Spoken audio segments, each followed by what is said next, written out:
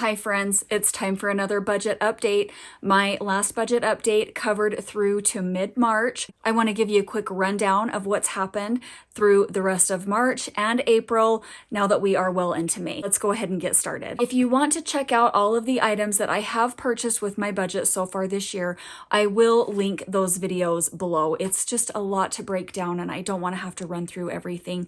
I did just post videos about the items that I added when my 75 hard style challenge and my no buy ended. So I will be sure to link that video below, as well as the videos with the other items that I have purchased this year so far. Let's get into it. I think the only thing that I've added from my wish list since that video that I have already gone through the details of where I purchased everything, how much. There were, spoiler alert, a few items that I did buy on impulse, some trend-led items. There were a couple of items that I bought on clearance that were not on the wish list. That was also one of my goals, was to shop strictly from a wish list this year, and it has been going pretty well for the most part. I have had a couple of slips. Like I've said in several of my videos, I am striving for progress, not perfection. I don't expect myself to be perfect. I know that I'm human. I'm giving myself a little grace. I am trying to stick to the wish list as much as possible. With that said, the newest item that I've added were the blue sneakers. They're Madden Girl sneakers. I have had these electric blue ones on the wish list not as long as I've had the green Gazelle Adidas sneakers. I had those on the wish list for a lot longer, but I'm holding off on those. They are a lot more spendy of a purchase for me. They are still in the high priority section, but I have yet to pull the trigger. I really am thinking that one over. Not quite sure if I want to do that or not. I do have several other sneakers that have color that can add that pop. I really do like the green. I have a lot of green in my wardrobe and green is one of my favorites. But I did add the blue Madden sneakers. They were out of stock for a really long time. And I was just playing around, messing around one day after the 75 hard style challenge and the no buy ended. And I put those sneakers in my cart and Amazon didn't say that they were out of stock. And I went, oh my gosh, they're available. So I immediately ordered them right then and there. I did not want to wait. I think they've been a pretty popular, pretty hot item. I have wanted them for quite a while. I added those sneakers onto my wish list the middle of February. They have been out of stock since then. So knowing that they were back in stock, I bit the bullet. I love them. They came. Let me grab them really quick. Honestly, I wasn't even planning on filming today, and it is Mother's Day as I'm filming this, and I thought, you know, I want to get looking decent. I want to look nice on Mother's Day. I'm probably going to put a little bit of makeup on. I'd like to fix my hair. So here we are. I thought, well, if I'm going to get all jazzed up and look decent, then I might as well go ahead and film a video. This is where we are. These are the blue sneakers that I added. They are the most gorgeous, vibrant blue color. I have a leather jacket, a leather moto jacket that is this exact same color. I just added a pleated midi skirt at the beginning of January that is also really similar in color. In fact, I wore these with that skirt the other day and my new Peter Pan collar denim jacket. A couple of my newest favorite additions, the sneakers, the Peter Pan jacket. It does also have little blue flowers. So the blue of the sneakers, it's a pairing heaven on earth. It was just a match made in heaven.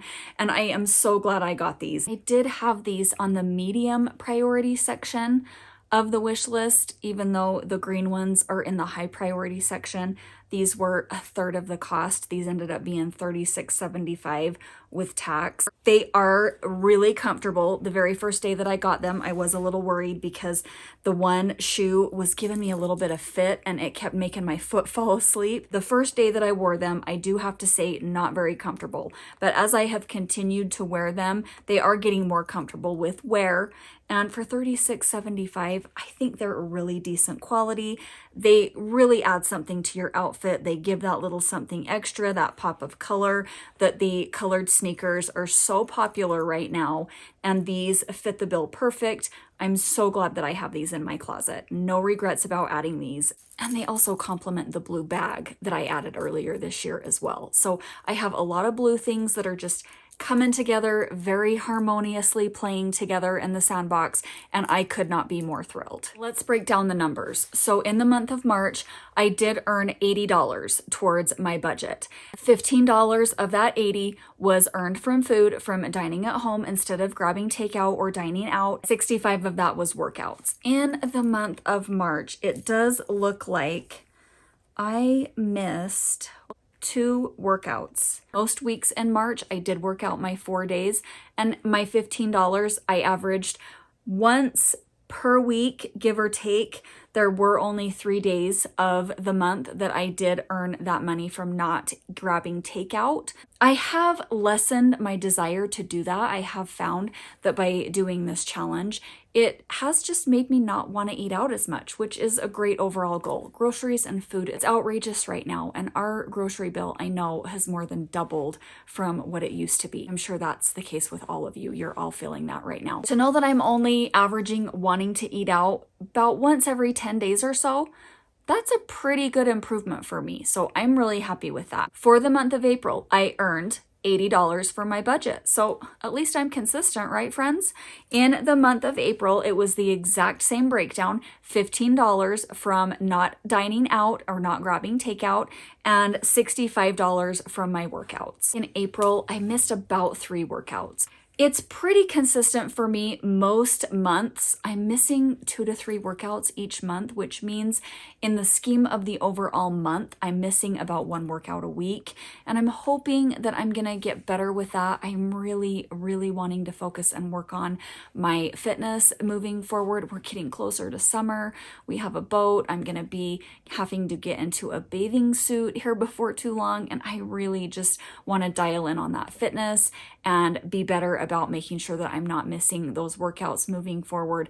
And then in turn, when I'm better about working out, I don't know if it works this way for you all or not, but when I'm better about working out, I'm automatically better about what I choose to eat and what I choose not to eat. I'm hoping those 2 things will really come together in the next few months. When I do my next budget update, I will have some great progress and hopefully good news to share about that and not missing workouts and eating better throughout the next few months.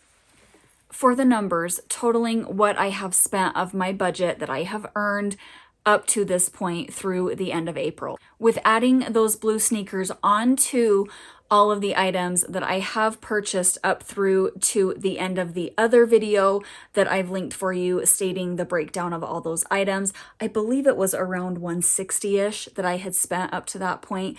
Adding the blue sneakers to that 160-ish total, I can't remember the exact amount, it puts me at a total of $196.08 that I have spent year to date. That doesn't include the $65 that I spent of my budget in January, because I did spend $65 of my January budget, of which I think I had 20 or 25 left. I can't remember exactly. I'm not gonna get too worked up over $5, give or take. The budget is helping. The wish list is helping immensely. Here is a little spoiler alert. I've learned a really hard lesson about myself in the last couple of weeks. My 75 Hard Style Challenge ended April 15th. With that ending, the no buy also ended. And so I was able to spend and add all of those items that I talked about in my video. This is what I've learned. I do a lot better when I'm on a no buy. A budget is great, don't get me wrong. I think we all should strive to have a budget, whether it's $50 a month, whether it's $500 a month, whatever you feel in the scheme of what your life looks like, that is an absolute necessity. I think that we should all be using a budget. This was where the wheels fell off. When the no buy ended, and I was able to open those gates of, oh, I can shop again. I can buy this. I can buy that. I can add this to my cart. I can make a couple of frivolous purchases, $9 here, $5 there, no biggie. It was really hard to close the gate from the spending and the wanting and the buying. I have added 2 new items to my wish list since the mid-March update. On March 16th, I added a black straw tote. I think it would be really nice to have a black straw tote. I have a straw basket, but I think a black one would be really fun, and I think it looks really chic and cool, and I would like to add that to my closet at some point. I also added a pair of white wide leg linen pants. I have some straight leg linen pants from Amazon.